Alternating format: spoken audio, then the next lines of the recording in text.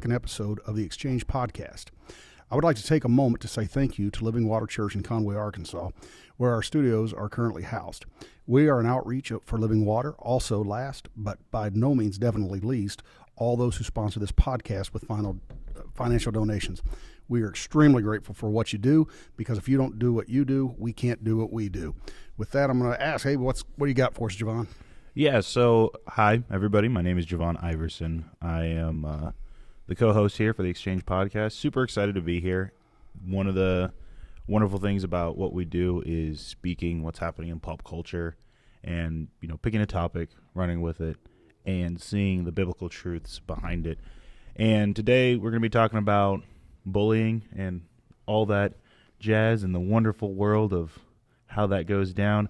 I know for a fact that in pop culture, for people my age, that you guys know what Bully Maguire is. That's Tobey Maguire's Spider-Man, and Spider-Man 3 being a weirdo in that scene. Beloved by many, but the connotations of being a bully, what that is, how we can stand up to it, and a friendly reminder that words will not hurt you. And That's right. Hopefully people aren't throwing sticks and stones, because those will definitely break your bones. But we do have the Second Amendment to defend ourselves against that one. There we go. Anyway, something that came up this week, and I don't want to say it's dominating the news cycle, but it's definitely one of the top stories. And I don't know if you heard it or not, but have you heard about what's going on with Whole Foods? No, actually. Okay, well. Don't shop there. I don't have the You know that Whole Foods is owned by Amazon, right? Correct, yeah. Okay, so Whole Foods is being sued, which obviously Amazon is too. The reason, and I want to open it up. I want to open up with this, because this really, I think, is one of the best definitions of what's going on. Mm-hmm. So, just this week, a lawsuit was levied against Whole Foods because they do not allow their associates to wear anything, the masks with BLM or anything with Black Lives Matter. Anything that's like political or... Right. And so they told them not to wear it. So now there's a lawsuit, and it looks like that the lower court is probably going to go against Whole Foods in that. So I don't think it's reached the Supreme Court level. Mm. But the reason I bring that up is because let's take social media, for example. When President Trump was removed from all social media platforms, mm-hmm. and people were saying, his supporters and people on the right were saying, hey, you can't do that because that's a violation of freedom of speech. Those on the left and Democrats, whatever, were all coming back and saying, well, but Facebook is a privately owned company. In which case, what they were doing, they cannot do, even though they're a privately owned company, because the content that they were getting rid of made them a media, not social media, because there's a difference. If you look at the laws, the way that they're structured, it made them a media outlet, which they would have legally come under because they were editing. They would have had to have editors to do what they were doing. Right. So they'd be like CNN and NBC. Yeah, anything that's a major media. Interesting. So with Facebook, now I was never opposed per se to who they kick off until I see a double-sided definition of what's going on, because I'm not. So I'm by no means, putting any kind of advertisement or pro-Trump. But what I'm saying is that if they wanted to remove him, my stance on that all along was, it's Facebook. They can do what they want to do. Right. But on the same token, we have to look at the civil liberty issue, and that is, are we silencing people just because we disagree with them?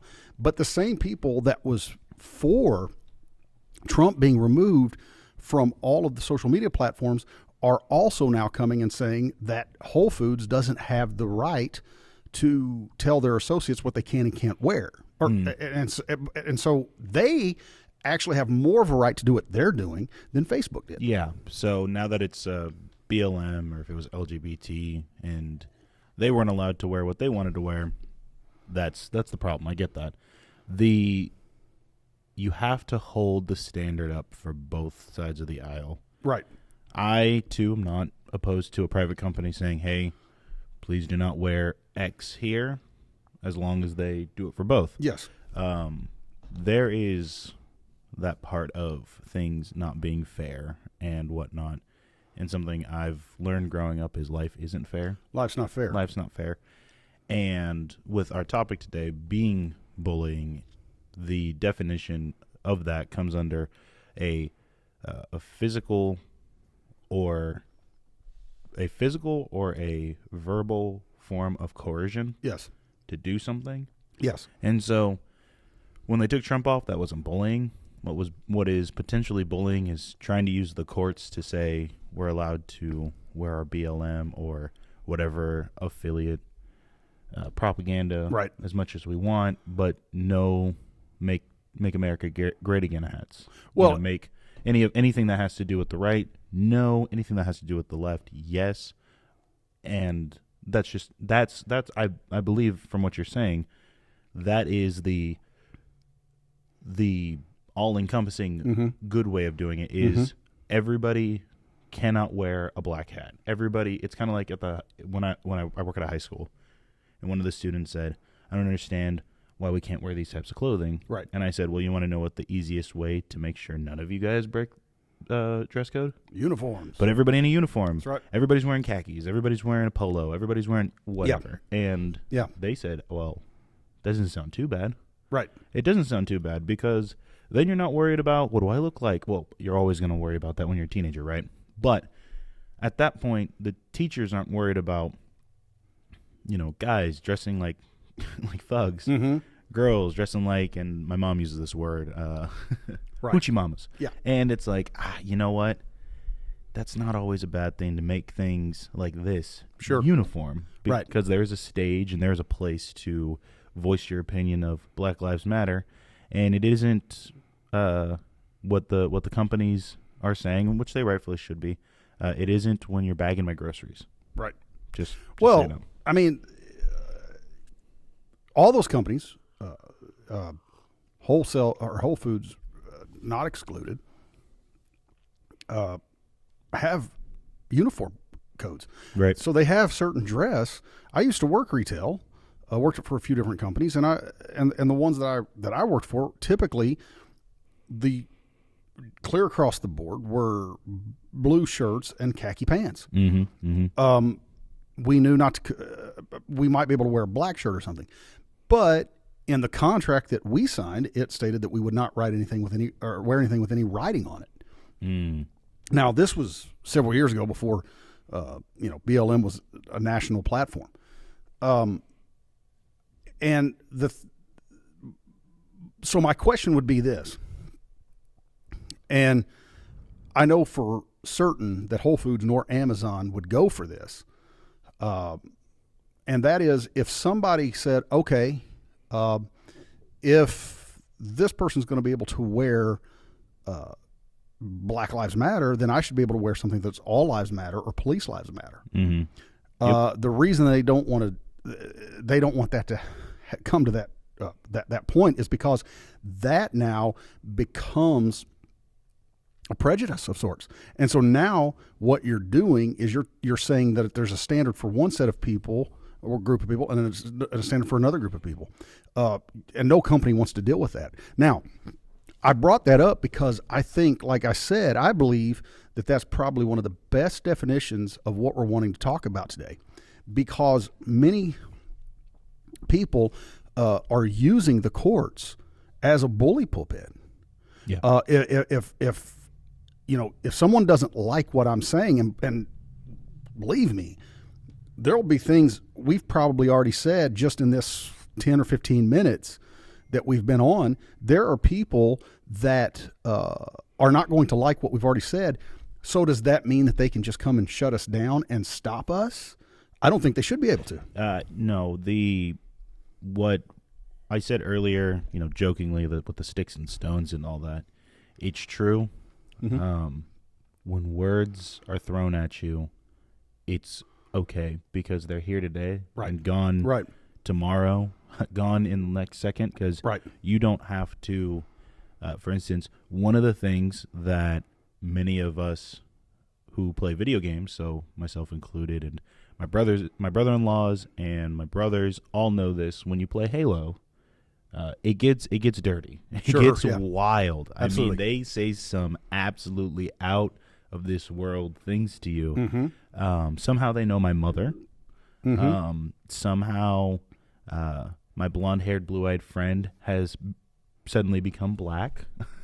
With the words they say. Mm-hmm. And one of the things we all learned growing up, and because we always say this, we always say the kids nowadays would never be able to handle a Call of Duty 4 voice channel. They would never be able to handle a Halo in-game voice channel because they would say so many things that a lot of people today would say, oh, that's just so wrong. Mm-hmm. And what we did was we had this little button that you pressed, and then their voice would go away. Because words do stink. They suck. They do.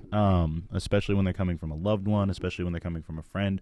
But the thing is, if you have a special relationship with that person, those words don't mean what they should mean. That's right. You know, you laugh at it, you joke with it. And when it's coming from a stranger, they definitely mean nothing.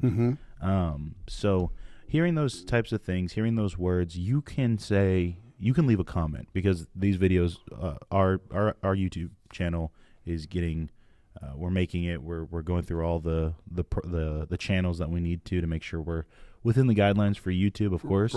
But you can leave a comment and say, I don't like that JaVaughn said this. I don't like that Thomas said that. Mm-hmm. Or if we have a guest on, I don't like any of the words that guest said. You can leave that comment. We can read it. We can understand it. And guess what you could do? You could turn it off. We encourage you to listen through it. We encourage everybody to hear us out and to listen and to have a discussion. One of our friends, who's a police officer, just came back from a trip with his wife, was saying that when they were listening to the rough draft of the last episode, sparked a conversation. That's what we want. That's what we want. We want a conversation. And when you run that's the purpose of the name. We want to have an exchange. Yeah. When you have a principal, when you have a teacher, when you have a police officer, when you have daddy government to run to. That's right. And not have those conversations, when you turn and run and you go tell somebody else to shut them down, you take away the greatest amendment of all, which is free speech, which is the chance to talk to each other. Now, of course, businesses, do what you will. Take people down, but keep it equal. Hey, folks, so we're having a bit of technical difficulties. Our apologies. Wanted to make sure you guys knew that. So if it sounded strange, picking back up, that's the reason.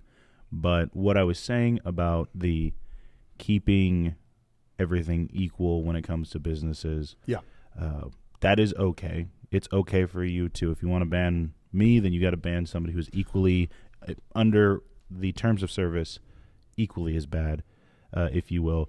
But the thing is, to make it uniform, just keep everybody on and have those special bookmarks, those special tags that say this person believes in this person believes in that. That way, if you want to listen to certain people, go ahead. We don't want an echo chamber effect, meaning when we do bring on guests, we might bring on a guest who, we talked about this last week, who might totally disagree with us. Well, and that's exactly what we want. The scripture that I really consider being the foundational stone of this podcast is out of Revelation chapter 3 and 18. And it says, I counsel you to buy from me gold refined in the fire so you can become rich, and white clothes to wear so you can cover your shameful nakedness, and salve to put on your eyes so you can see. Now, he's talking about buying, but there's an exchange there. There's an economy that God's talking about there. And there's another scripture that says, come and let us reason together. If I go into the arena of ideas and I'm afraid to simply talk about, my opinions, that is not free enterprise. That is a one-sided, tyrannical dictatorship, because that's saying that I have to comply to certain rules. Now, one of the things that I looked at when preparing for this particular podcast, we are not pro bullying to the point of we believe that your kids should go to school or that maybe even you should go to work and fear bullying. But what I am against is the anti-bullying campaign. What I would simply say is anti-bullying is now the bully. For example, bullying always gave people an opportunity to figure out how to negotiate themselves out of a situation or to defend themselves out of a situation. But either way, they were using their mind and the ability that God gave them to reason to get out of that situation. And there was a story. I remember years ago, I watched this movie, and it lets you know how long ago it's been. Brian Dennehy was the main star. Brian Dennehy's dead. If you don't remember who Brian Dennehy is, he was Chris Farley's dad in Tommy Boy. When did he die? 3 years ago, maybe a little longer, 4 or 5 years ago, something like that. Okay, I do know what Tommy Boy is. I didn't know who this person was. So his dad, Brian Dennehy, was his dad. Okay. So I was born in '94. Sorry. So Brian Dennehy's not really been a relevant guy for a long time. Okay. But I brought that up because he played this movie, and the movie is a true story about this guy in Skidmore, Missouri, who just completely, he terrorizes this town. He shoots one guy in the neck. He shoots another guy in the stomach. He doesn't kill either one of them, but they couldn't get law enforcement to act. And he made the mistake of trying to scare one of the local law enforcement. He was a county employee, state employee. Tried to scare his wife. So that guy pretty much tells him, if you ever do that again, he said, you're going to find yourself on a long, dark road staring down the barrel of a .45. That put a stop to him trying to ever scare that guy's wife again or his family again. Now, what am I saying? Am I saying that we should threaten people or that we should even resolve to violence? I'm not saying that. What I am saying is, especially in our country, we are given the opportunity to defend ourselves, however that may be. If it is physical, I hope it doesn't come to that. But if it does culminate to physical involvement, then you've got the right to defend yourself. Maybe you have to go to court and defend yourself. But there are ways to stop the onslaught of someone coming at you without isolating. Because the question is, and we hear so much about what we call the cancel culture. When we decide to cancel someone because we disagree with what they're saying, to me, that's being the bully. Because when we isolate someone, first off, how do we really know what they're thinking? And secondly, how do we ever hope to change their mind and maybe see our way about it? It's definitely not allowing them to continuously beat you up, verbally belittle you, because, like I said, sticks and stones may break my bones, but words will never hurt you. They won't hurt you. However, if you've already taken a beating from this person, those words will have weight, and then being in that constant state of fear will create a chance for you to develop anxiety, and you will always be worried what's going to happen next. So what needs to happen is you need to learn a bit of critical thinking in the moment. One of the things I learned as a police officer was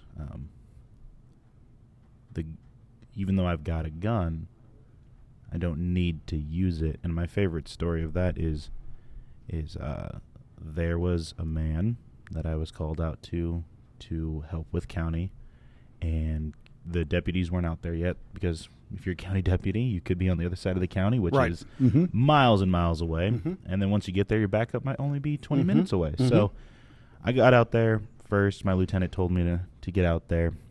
And as I was driving out there, I got out of my vehicle, was talking to him, and essentially two things went through my head.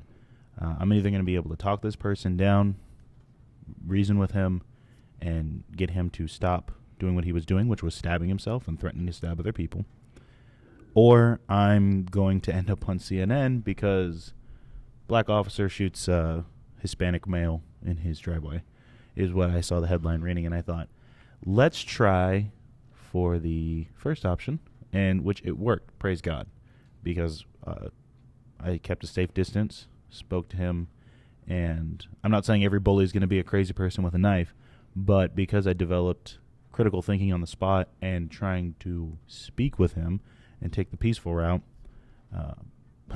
praise God, I was able to do it, because that is what we want, again, to have an exchange between you and your bully to say, hey, can you please stop that? And if they don't stop, that's when you might really have an exchange. You might really have an exchange. And something my parents taught me, which, folks, you're always going to actually hear me at least once on the podcast reference my parents. They did a good job, I think.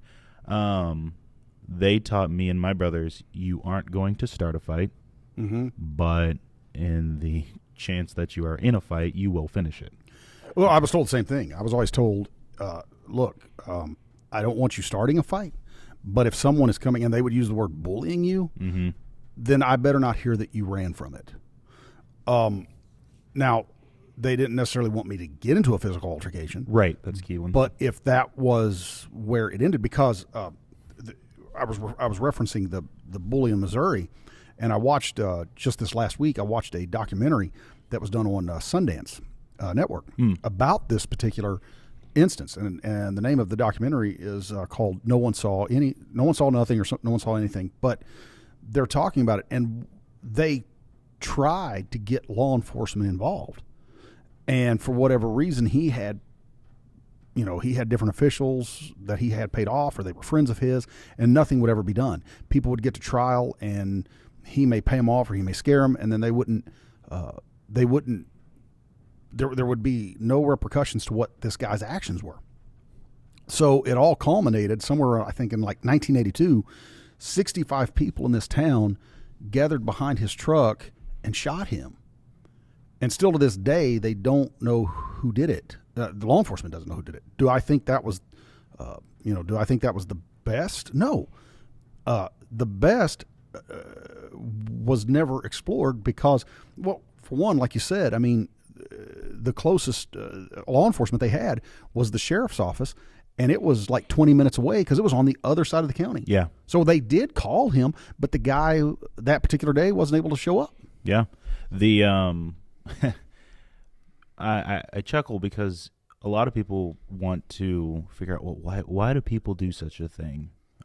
Well, why do certain events at schools that have to do with many projectiles being, and I'm trying to be careful with my words because I was telling Thomas earlier, terms of service on certain platforms can get you kicked off.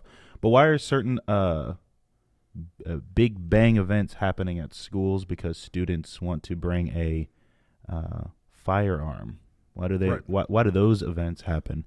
Well, because most of the time it's because those kids were being bullied by someone or another. Yeah. Now, am I making an excuse for them? No. Right. What I'm getting at is if that kid felt like he had power enough to stand up, because that's what should be encouraged. What usually encourages weaker men is for a strong man to show up and do something. For instance, something that was a huge encouragement was somebody was mouthing off to my mother, saw my dad flip the switch. Everything changed from them. I realized there's a time for a peaceful man to become, to raise the level a bit, and that's when you're protecting what you care for. And being a believer, that expands to everyone. It expands to, hey, if you see somebody being bullied, then I would say, your job as a believer is to step in the middle of that and say, hey, be a peacemaker. Yes. Talk about it first. Yes.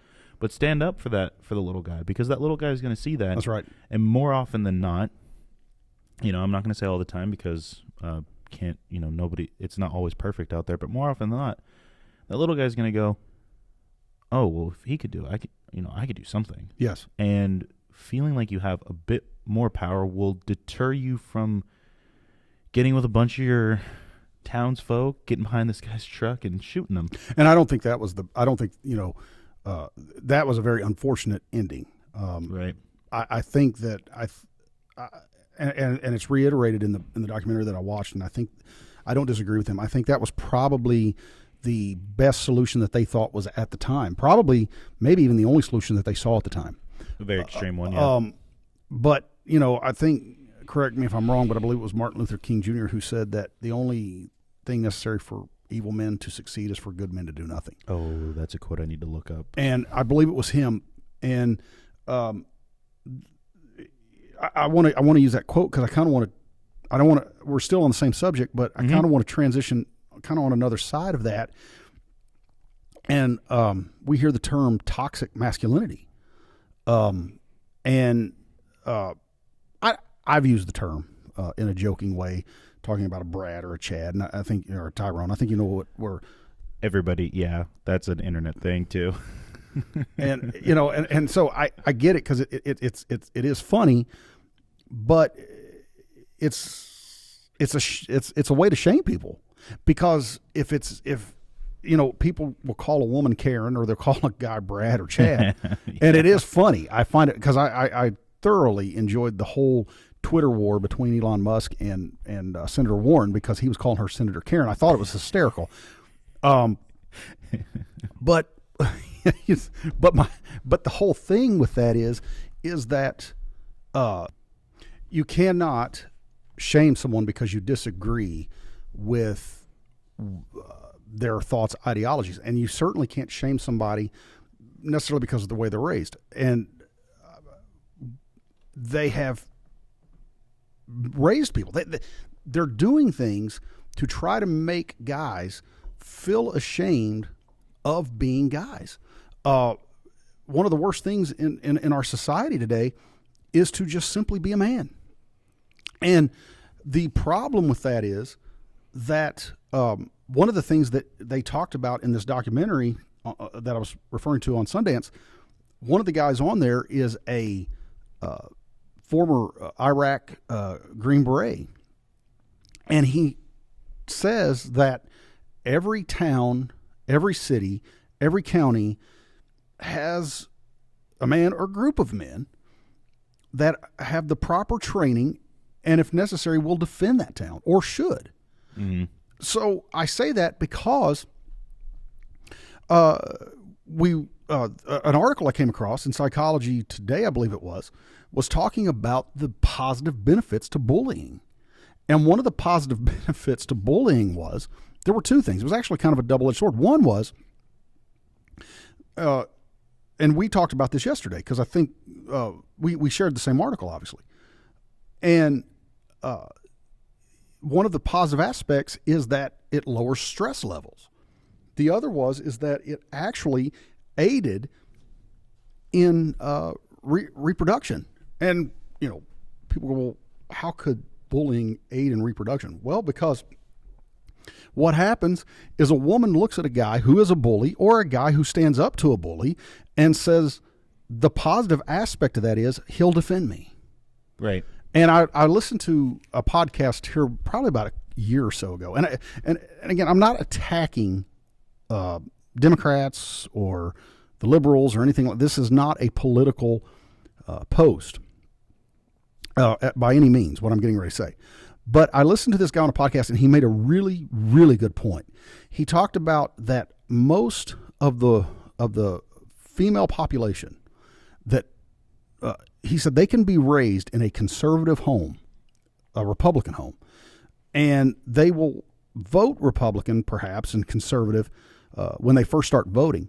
But then the transition begins in many of the cases if they have children and they're not married, and there's not a male factor there, because what a woman is not wired,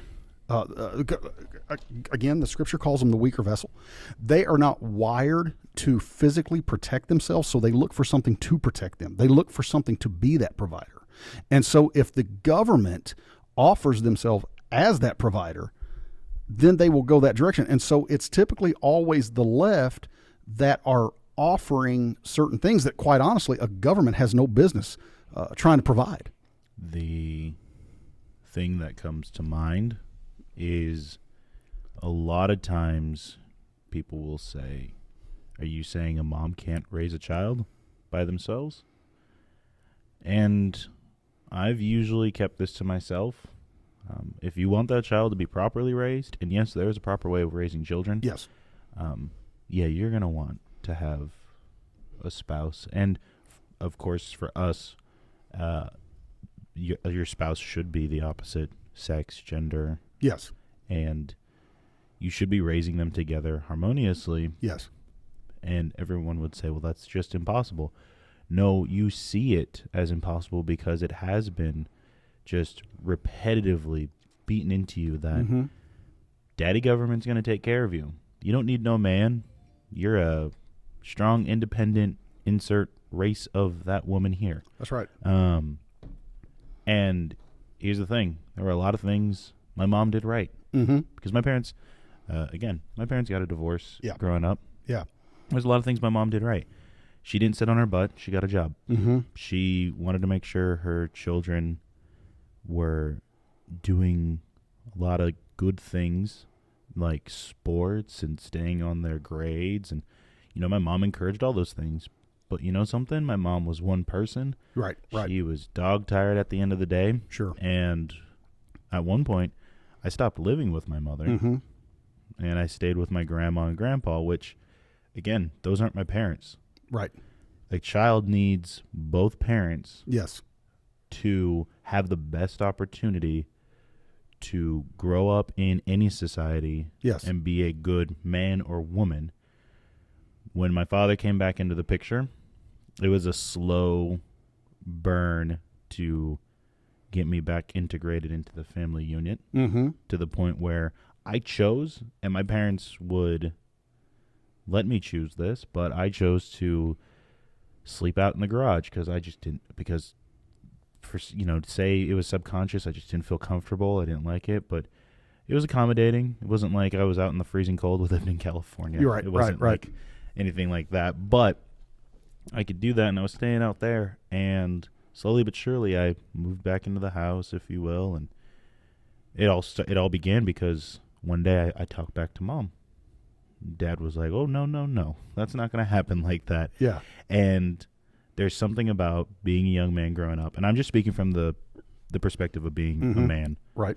There's something about being a young man, having a male figure be more of an alpha male. Sure. And I hate that phrase because it's been misconstrued so many times in pop culture, but being that top dog in the house. Yeah. Did my dad beat me? By no means. Did my dad have authority over me? Heck yes. But there was no time in my life, even while they were divorced, that I questioned, is my dad a strong man who stands up for what he believes, which is respect your mother, respect me, and you'll be fine, which turns out, I would say 90% of the time when I would get into trouble in college, I would think back on, my parents did kind of raise me to think that one through, and I could have gotten out of a situation. I did get out of situations because I had somebody who would teach me that, words never hurt you. You can walk away from a fight, and if you can't walk away from a fight, you finish it, you handle your business, you take care of business. Now, the way they're raising my sister is not for her to run from her problems, but to know when to pick and choose your fights, just like you would tell a male, but also to teach her that a man shouldn't be doing certain things. That's right. My dad takes her out on dates. My dad comforts her. My dad is there for my younger sister. He is, in my opinion, the best example of what a father should be doing for his daughter. Being there for her, encouraging her to do sports, to be active in that. But she will know, because she's got 5 older brothers.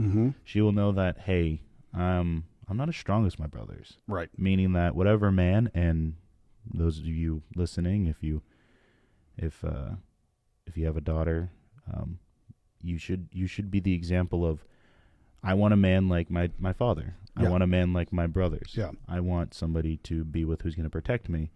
And so that all culminates into good parenting, a good father being around that helps with true anti-bullying. And of course, I'm going to say something that's more of a, it's context for another subject, but there is there's also that's kind of a double-sided issue, because yes, the woman does want to look for someone that is like her father, but there's also times when a father has to know when to let his daughter go and be her husband's. And sometimes, see, that can be the problem. Now, if I was going to say, I say that because if I was going to talk about male toxic male, that's probably where I would come from, is a guy who just simply doesn't know his boundaries, and he is consistently overstepping his boundaries. Yeah. Because the reason that I talk about that is because that is another thing that's, like we were talking earlier, that is something that is used to shame men and young guys, for especially, to shame them from being the men that they're supposed to be. And one of the things that this article talked about, the positive sides of bullying, and you mentioned about living in your house and, for lack of better words, an alpha male or a top dog. Probably one of the best scriptures that would come to my mind is when the Roman centurion comes to Christ and he says, if you just send the word, then my servant will be healed. He says, I'm a man of authority because I'm a man under authority. So you have to learn that.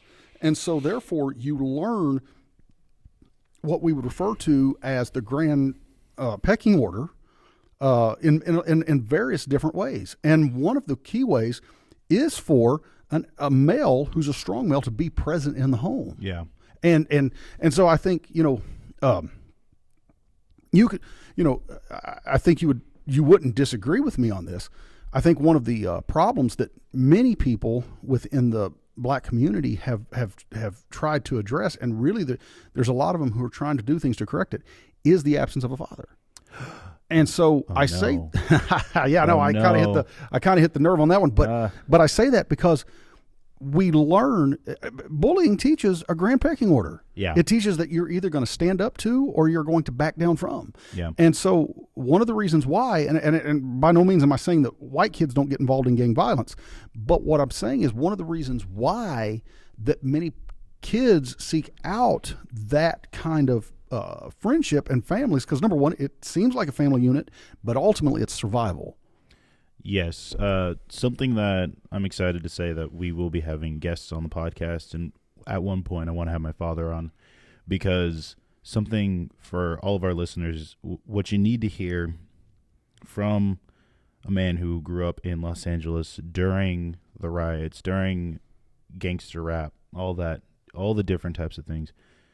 There are, like any society, good, bad, and ugly moments, but the stories my father told me and my brothers growing up, it just wild, just insane to me that a kid can grow up in those situations. His testimony is just, the blessings he's obtained from God is just truly because he is not afraid to tell his testimony, which is gruesome. That's and good. It's not pretty. I'm thinking to myself, man, my life was so hard growing up. and no, it wasn't. I didn't have people aiming their guns at me. I didn't have anybody wanting to kill me because I may or may not be affiliated with a certain group of people.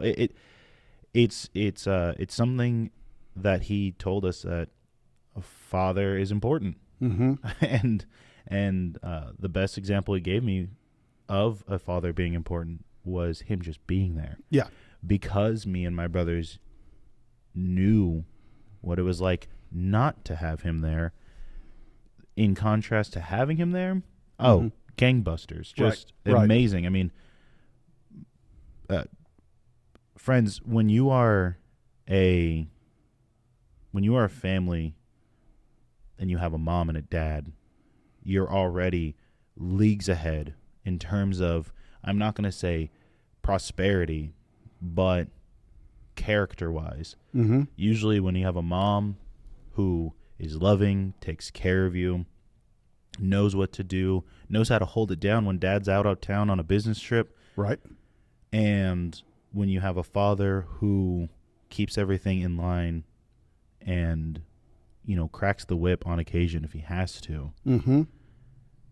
Friends, those of you who are listening, it is imperative to have that. It's something that I would never forsake ever in my life. When I've worked in the school system for the last year now, I've been with students who are severely autistic. I've been with disabled children, and the ones who, even though they had these impairments, the ones who were still, they were outstandingly better off in terms of how they would react to teachers. Right. Dad was around. Mm-hmm. Just plain and simple. Yeah. And yeah.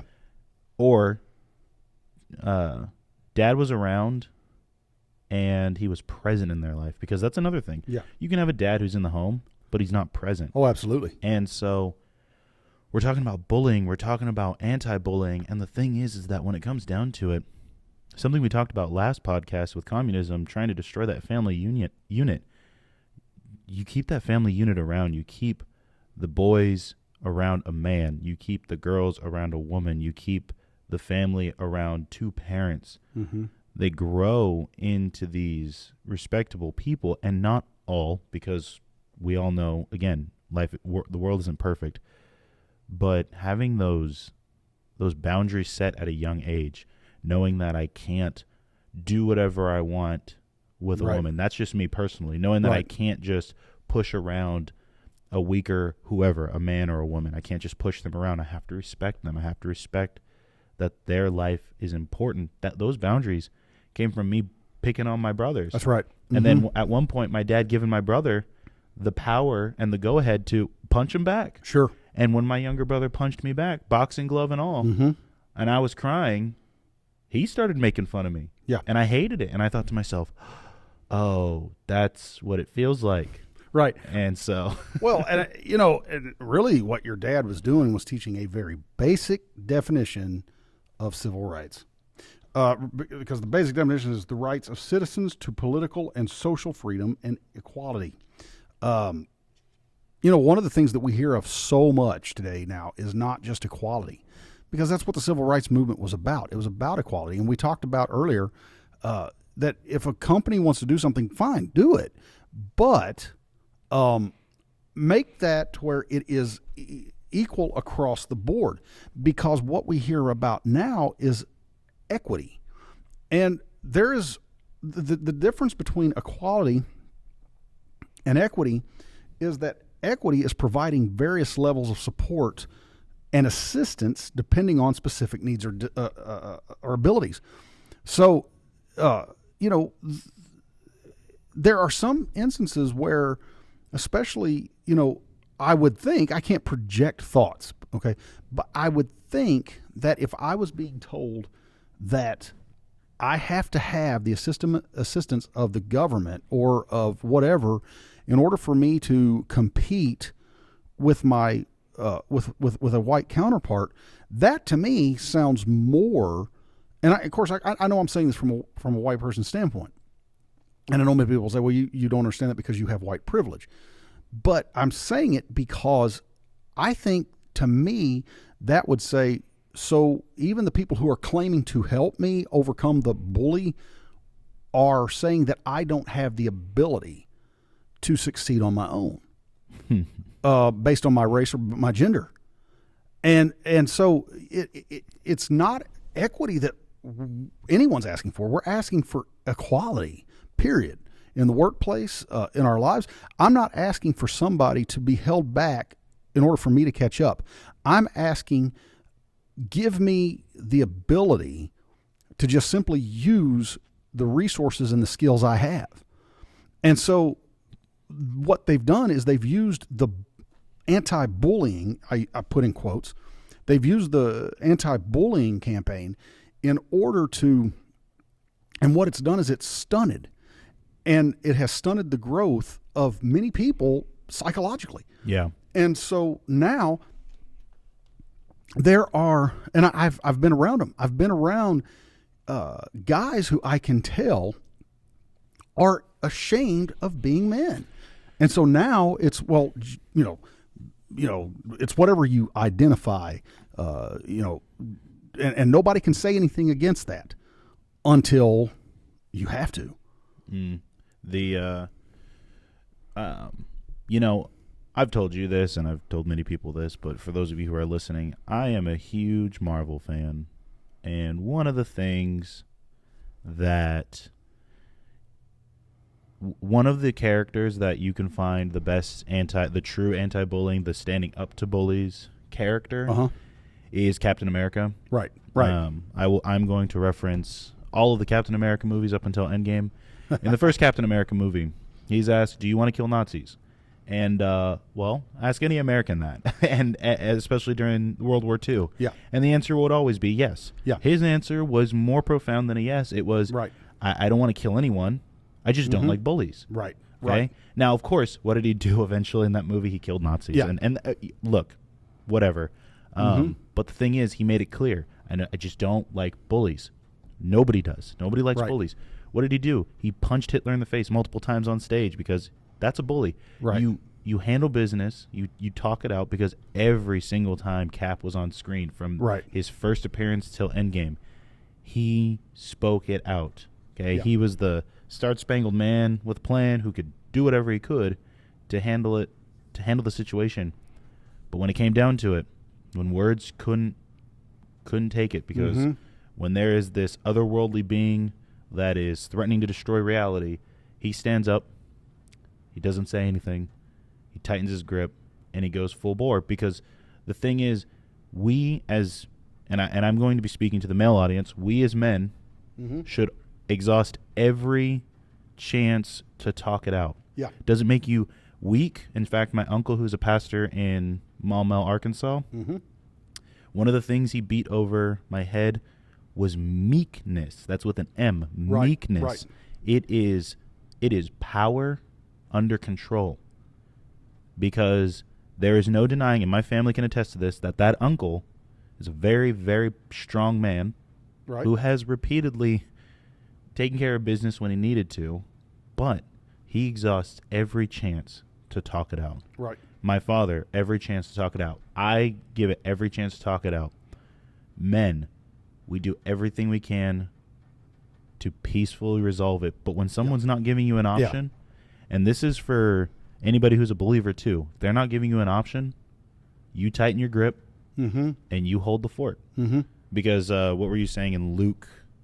I have it here, but Jesus says in Luke, oh shucks, here it is, Luke 11:21, and I have it pulled up. I'm just going to read the full context from Luke 11:20 through 22. But if I drive out demons by the finger of God, then the kingdom of God has come upon you. And this is where it's important. But when a strong man, fully armed, guards his house, his possessions are secure. And it goes on to say, but when someone stronger attacks and overpowers him, he takes away the armor which the man trusted, and then he divides up his plunder. Meaning, the context in that is, hey, go out. Defend yourself. Defend your possessions. Now, I'm not calling people possessions. I know people are going to say, oh, he's calling a woman. No, but no, I protect my wife. I protect my wife and any other children, or anybody who's under my roof. I protect them, and I make sure they are fully secured. But that doesn't mean before then I haven't exhausted everything of who are you, what's going on, why are you here, can we talk about this, do you want a pizza? Sometimes if you offer them food, it can deter people. But no matter what, you exhaust every chance of peace. Well, Paul talked about, he says, husbands, love your wife as Christ loved the church. And then when you go on and you read that, one of the things that he talks about why you protect her is because you would protect yourself. If you don't love your wife, then that just shows, and I don't mean you love yourself in the sense that we hear so much about today, but you don't appreciate yourself. You place no value on yourself. One of the reasons why we would protect our wives is because the Bible says that the two shall become one flesh. So the man and the woman. And again, I'm going to tell you, one of the reasons why there's such an attack on masculinity, one of the reasons why, there is a podcast that I love to listen to. It's called Red Pilled America. And have you heard of it? Kind of on the nose. No. Okay, so name kind of implies what it is. But one of the things that she says, you can find them on a couple of different networks. But one of the things that she talks about is that when she was a child, that she would be asked by people, well, what do you want to do when you grow up? And she'd say, I want to be a full-time mom. And she would get shamed. So it's not, I'm saying that because it's not just the men who get shamed, but women do too. She would say, I want to be a full-time mom. And she would get shamed. Well, you can't do that. You got to have a career. She said, and she began to cultivate that and think on that and pursue that. And so as she began to pursue a full-time career, she said that she began to get to the point where marriage and children were going on the back burner. And she said what she realized as she began to adopt more of the feminist ideology, that she got to the point where when her and her husband did have a child, that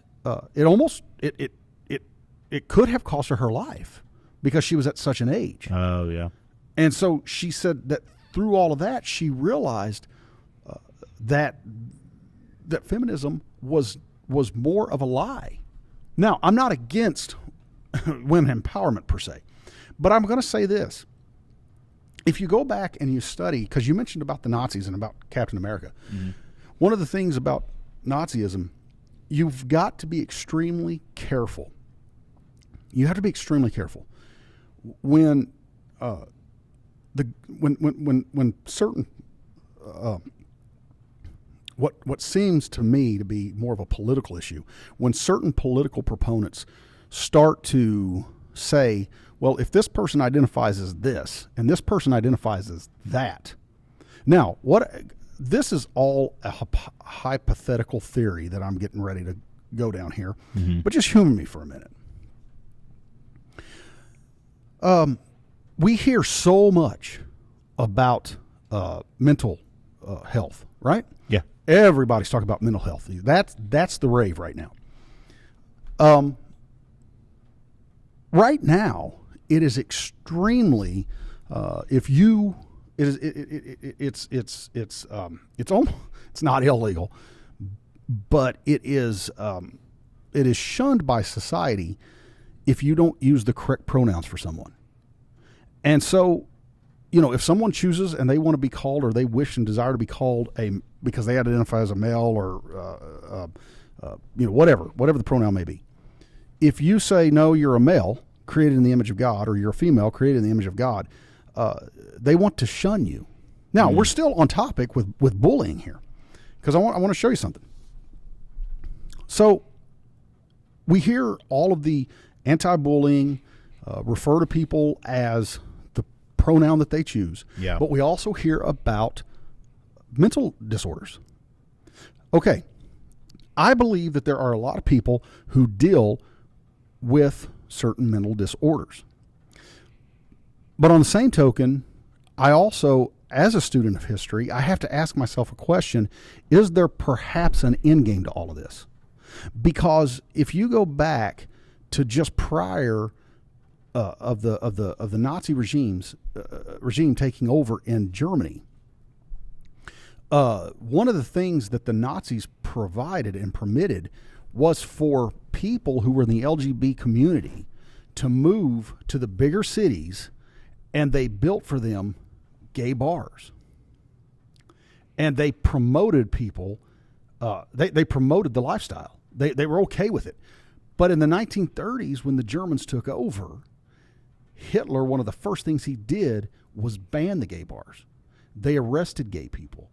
Many cases, some gay people were put to death. Now, what he did in the early days when they started building the bars and getting people to go to the bigger cities, that was a way of them outing, if you will, the homosexual community. And so those that were within the gay community had done it to themselves, unknowingly, unwittingly. And so sometimes I like I said, it's a hypothetical, but sometimes I wonder if the mental health issues, along with well, we're going to respect what a person identifies as. Is there an end game to all that? Oh, I would again hypothetical. Yeah. My biggest thing is that the evilness behind building those gay bars isn't the gay people itself. Right. It's the fact to entrap. Yeah. To get them out there, because one of the things that I think people need to get through their heads is we're not here to shame people. Right. You know what? I had a discussion with somebody yesterday that was near and dear to me. Yeah.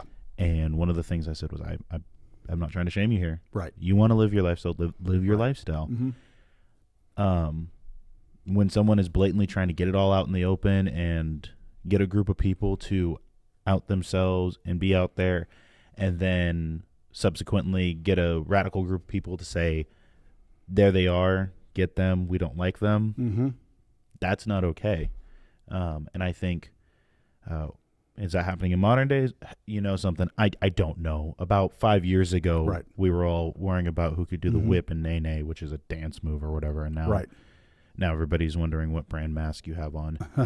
Another topic for another day. But, bullying is always going to happen, whether it's going to be government sanctioned bullying, or if it's just going to happen naturally. And when it was happening naturally, hey, people handled their business, and a lot of smart people came out of it. I'm not saying that, like you said earlier, we should all be under this fear of being bullied. No, but knowing that it'll happen, but being prepared that it's going to happen is a great thing, and something that a lot of pop culture is doing to break down the idea of being prepared to handle it is something that I talked to you about yesterday, and you brought it up about being a man. People are not only being shamed of being a male, they're propping up the idea of being a certain type of male and being a male who is a cuckold. I mean, the memes that float around that I see a lot are, my wife's boyfriend said I couldn't play Xbox tonight because I was rude or something. And it's a funny meme because it's so outlandish. And then I talked to some of my old friends from college. And one of them was saying, yeah, dude, I met somebody the other day who asked me if I could get with his wife. If I wanted to get with his wife. And it's like, okay. And see, that's my point right there, because see, what happens is that so many people, when the moment we start the anti-bullying campaign, we can look at certain countries. I mean, we see some of this when you dig deep. You see some of this going on in some European countries. You see some of this going really as close as Canada. If a Christian speaks out about certain social issues, they can face hate crimes. Now, I know hate crimes goes clear across the board. A lot of people face hate crimes for various reasons. But as a Christian, as we were talking about, we're not here to shame anybody. But on the same token, we don't have the luxury of disagreeing with what the Scripture says.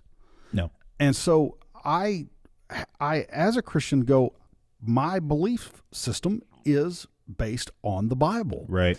And so, while I do believe in mental health, as far as, there are people that suffer with that. I mean, look, some of the people that we know that are homeless are dealing with that. But I'll tell you one thing about a lot of homeless people.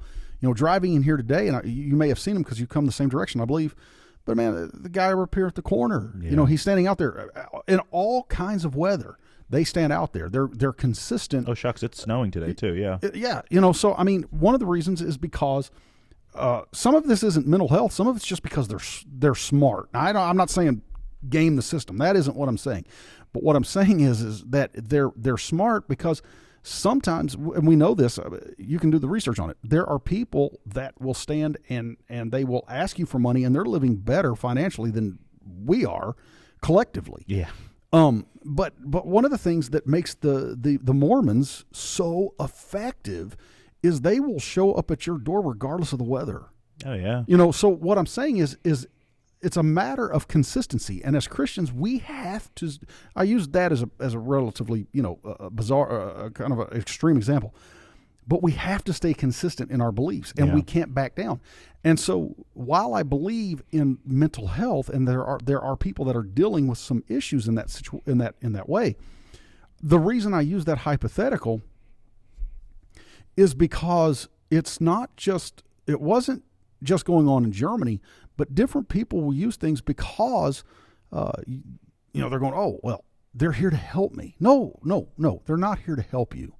But the people that could truly help you, the one that, let me say this, the one that truly could help you, which is Christ, they want to shame those that believe in him, believe in his teachings, and believe the Bible, and they want to say, well, what you're saying is bullyish, and it is toxic.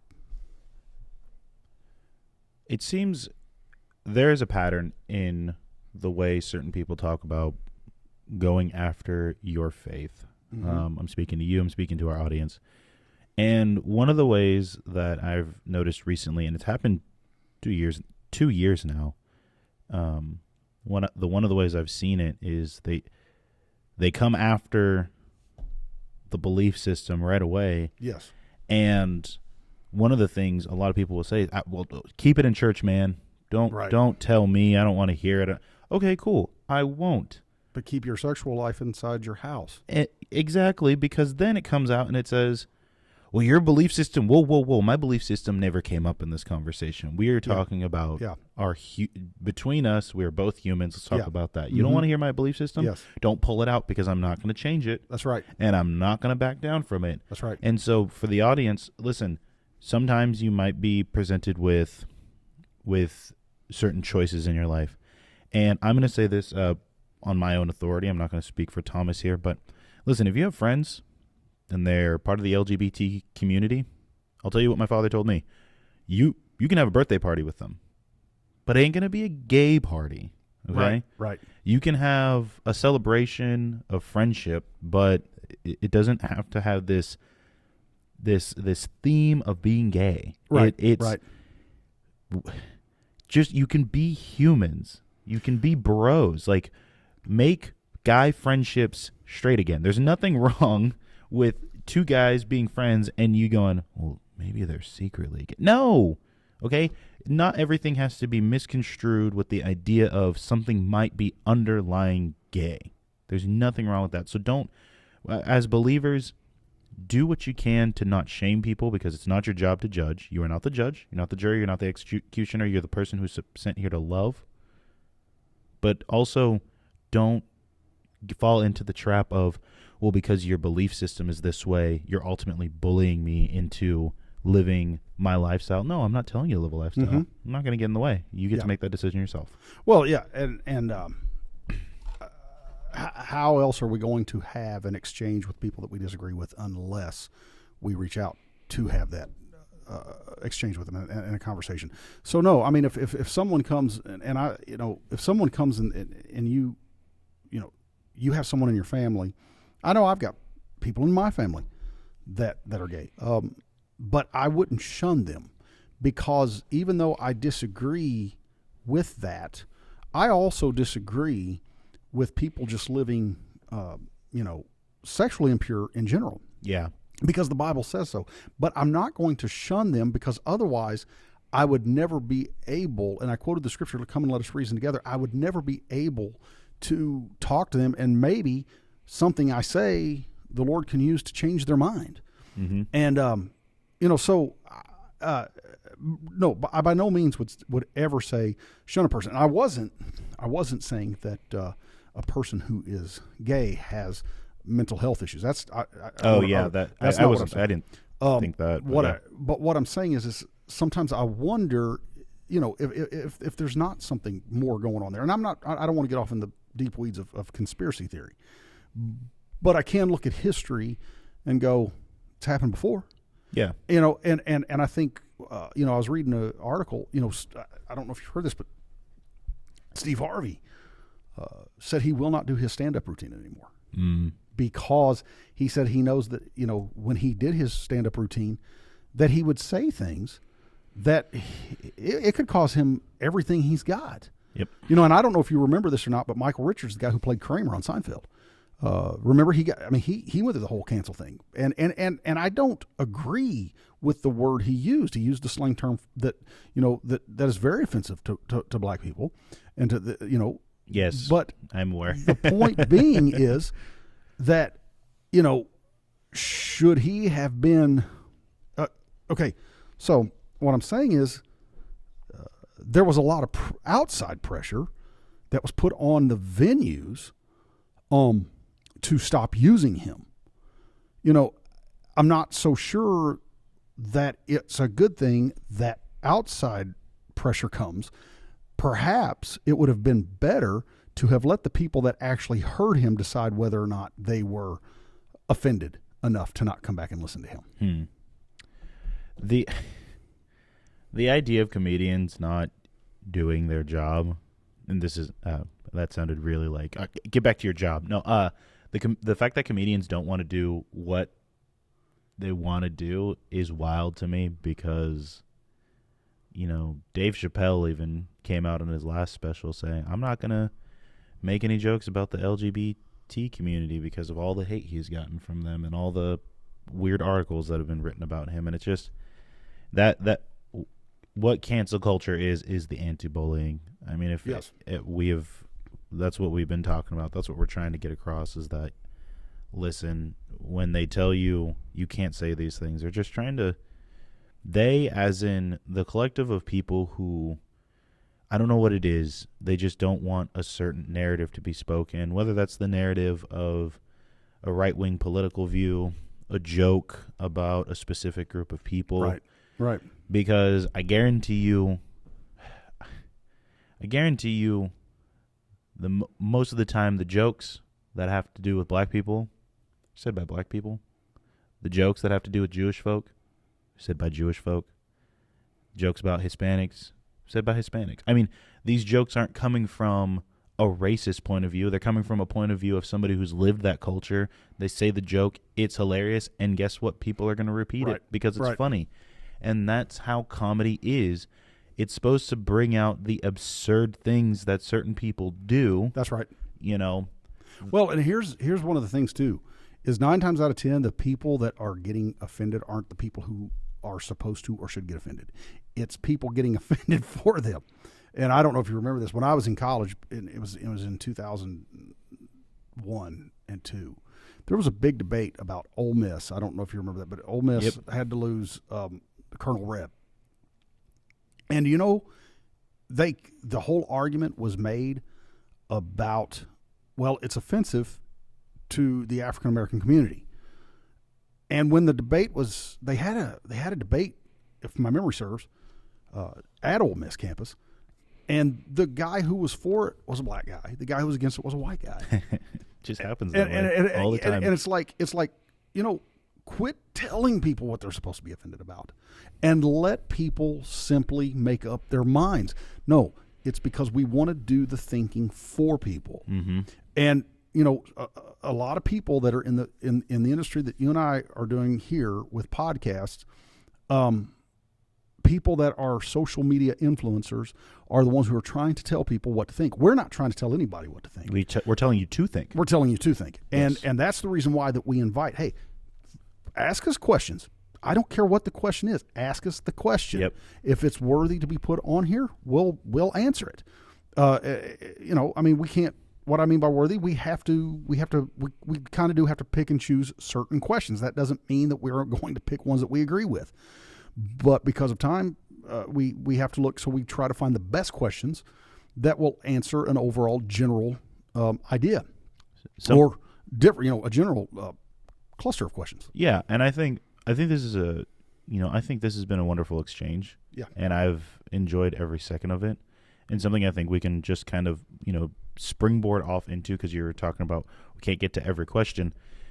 Some of the things that we are planning on doing for this podcast is obviously the podcast, Right. and doing it on YouTube. And what we want to do is we want to not only invite guests, but we want to bring on people eventually. The vision here, from what Thomas has told me just through our prayers and what God has given us, it's been amazing. I mean, we talked about this, 6-7 months ago, and we jumped on it. We set a time, and we're here. We've got these 2 episodes out now. Yeah. Eventually, we will have a 3rd one out. Doing it on YouTube, Spotify, iTunes, wherever, so that we can get it out there. We want to get to college campuses. Tell your friends about it. Get the word out. Yes. And again, like I said, it's, well, as JaVaughn said, we are going to have guests on here, some that will agree, and hopefully we can find some that'll come on here that don't agree. Yeah. We'll always have a civil discourse with them, because ideas is what we want to be in the market of. We want to be in the market of ideas, and I think one of the good things is we're both we kind of read each other's minds, that I think this is really a good jumping off place at this with this particular episode. It's been like I said, been a great exchange. But the thing that I would just simply say take away from this is never resign your power of thought to anyone. Agreed. Thank you, Thomas. Thank you, everybody, for listening. And again, I think it's been a wonderful exchange. From your host, thank you for listening.